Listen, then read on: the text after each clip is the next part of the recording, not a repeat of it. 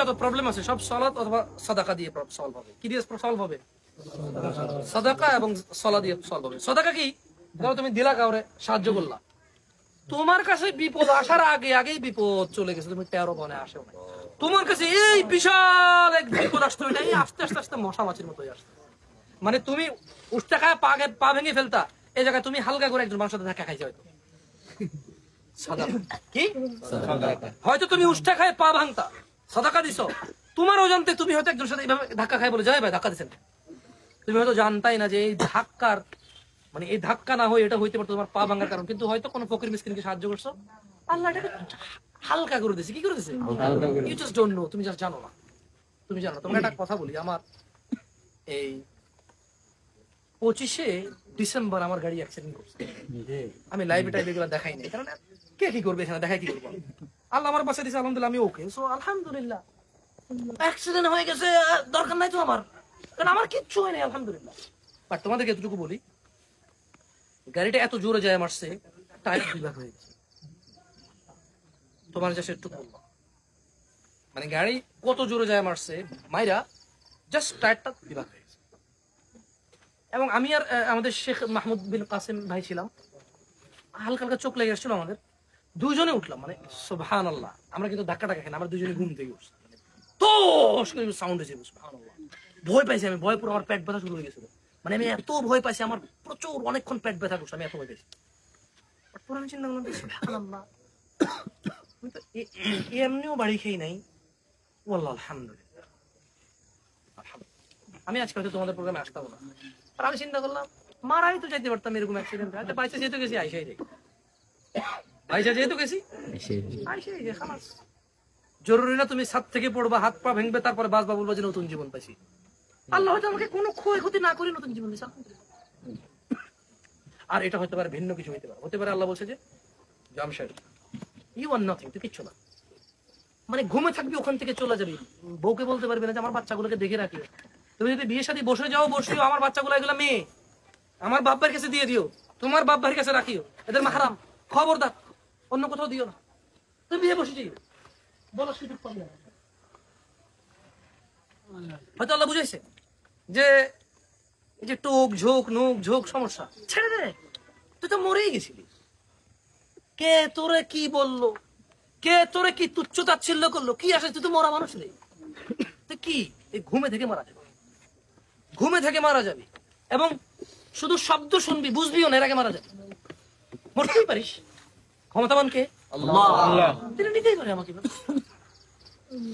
তোমাদের এতক্ষণ থেকে দাঁড় করা রাখছে শুধু একটু বলার জন্য, লজ্জা পাও, ঘুমায় থাকিও না, লজ্জা করো, লজ্জা করো, লজ্জা করো।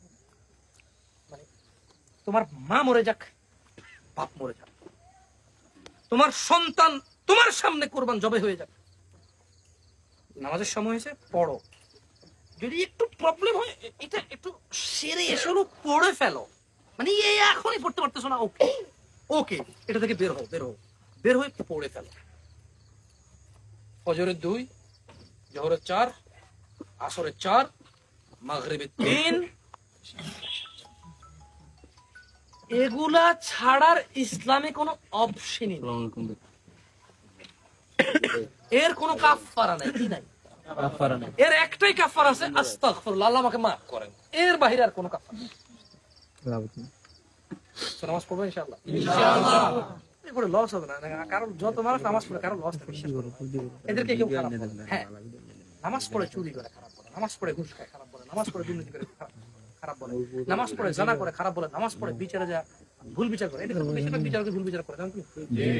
মানে গ্রামের আমি একটা লোক পাই নাই, জানো, সিঙ্গারাটা লোক পাই নাই ভালো, বলতে পারি না, ভালো ভালো কখন, যখন 2 জন লাগছে চেনে না তখন ভালো, যখন নিজের বংশের নিজের পরিবারের একটা লাগছে তখন এই দিকে টানে, বুঝছো না, বোঝো না?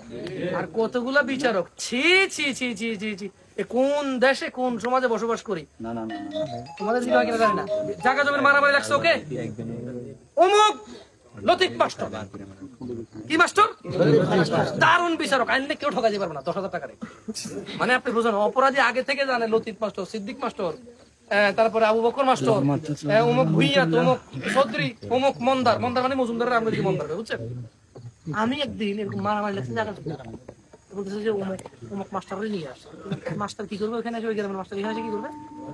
আমার সেই মাস্টার নার্স তো নর্মাল না।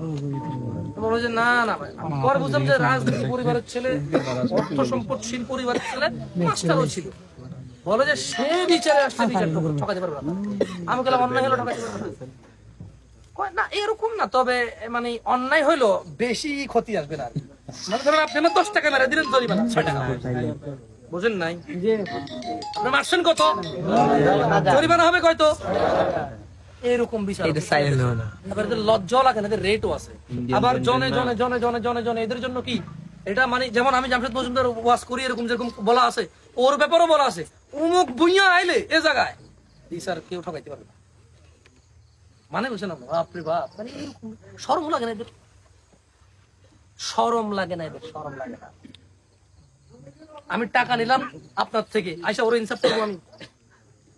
বুঝাইতে পারি না আমি। টাকা নিলাম আপনার থেকে, ইনসাফ আমি ওরে করবো আইসা? আল্লাহ আমাদেরকে বুঝাতে হবে।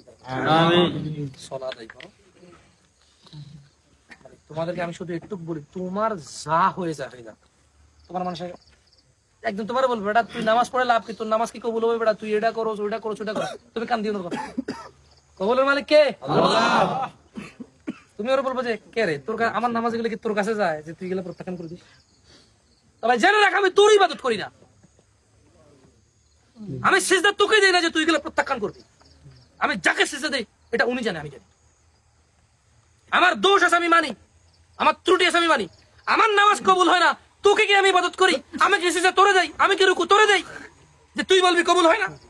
যদি আমি তোর ইবাদত করতাম, তুই বলতি কবুল হয় না, আমি মেনে নিতাম। আমি তো তোর ইবাদত করি না যে তুই বলবি কবুল হয় না, আমি মেনে নেব। বুঝে আসছে? পৃথিবীর কেউ যাতে তোমাকে অবহেলা অবজ্ঞা করে যাতে সালাত থেকে দূরে রাখতে পারে, ওকে ইনশাআল্লাহ।